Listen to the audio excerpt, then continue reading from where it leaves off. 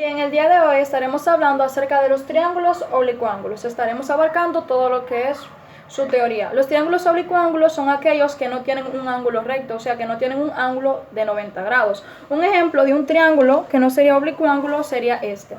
Este no es oblicuángulo porque vemos que tiene un ángulo recto, o sea que no lo es. Vendría siendo un triángulo rectángulo, no oblicuángulo.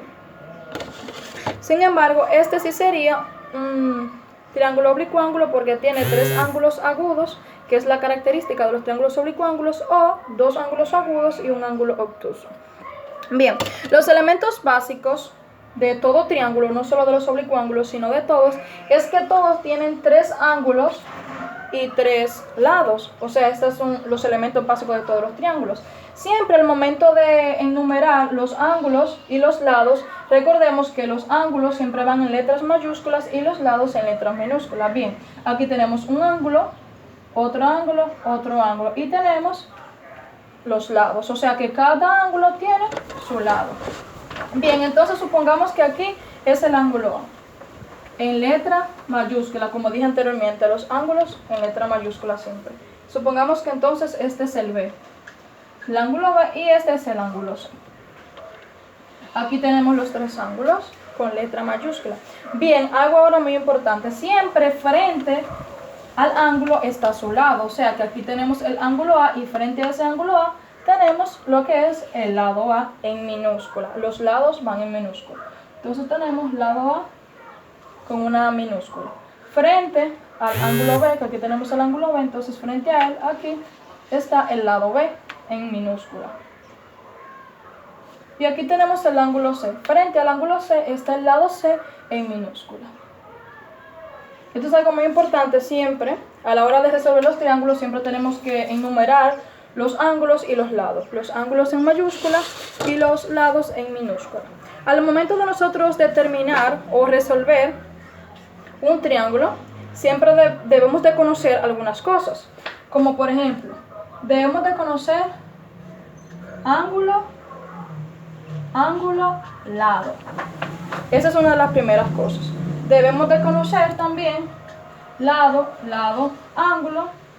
E igual debemos de conocer lado, ángulo, lado y lado. Esas son algunas de las cosas que debemos de conocer al momento de poder desarrollar un triángulo. O sea, podemos encontrar ángulo, lado, o lado, ángulo, o lado, ángulo, lado, o lado. O sea que tiene que tener algunas de estas características para poder desarrollar el triángulo, ya sea con la ley del seno o la ley del coseno. Bien. Aquí el primero nos dice ángulo, lado, o sea, debemos de conocer para poder resolverlo. Aquí nos dice dos ángulos y un lado. Ejemplo, ángulo A, ángulo C y lado C. Un ejemplo sería ese. Otro ejemplo, lado, ángulo. Debemos de conocer dos lados, por ejemplo, lado B, lado A y ángulo A. Un ejemplo. Aquí, lado, ángulo, lado. Por ejemplo, lado C, ángulo A y ángulo B. Sería un ejemplo. Ángulo, lado. Lado C, ángulo A y lado B. Exacto, así sí. Y el último sería si conocemos lado. O sea, si conocemos los tres lados del triángulo. Esta sería la forma en la que la podemos resolver.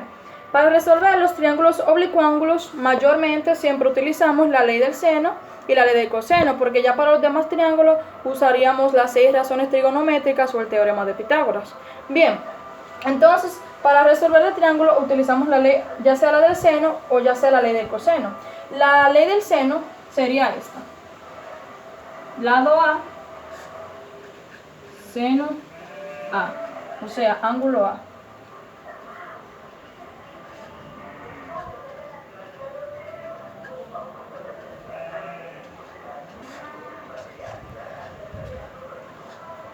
En esta fórmula vemos que el lado va con su ángulo, cada lado va con su ángulo. El lado A con el ángulo A, el lado B con el ángulo B y el lado C con el ángulo C. Esta fórmula la utilizamos. Esta fórmula tiene 3, pero nunca lo utilizamos completa. Esta fórmula siempre utilizamos dos. O utilizamos AB, o utilizamos AC, o utilizamos BC.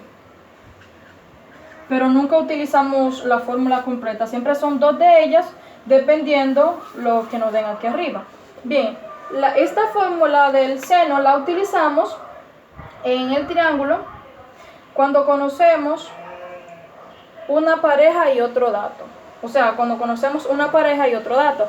Una pareja vendría siendo el ángulo con su lado. Eso vendría siendo una pareja. Por ejemplo, que nos digan que este ángulo, mide 30 grados y que este lado tiene 10 centímetros. Un ejemplo, ahí ya tenemos una pareja y cualquier otro dato, que ese dato podría ser o otro ángulo, ese otro ángulo, o este lado, o este otro lado. El punto es que tiene que ser una pareja y otro cualquier dato de los que faltan.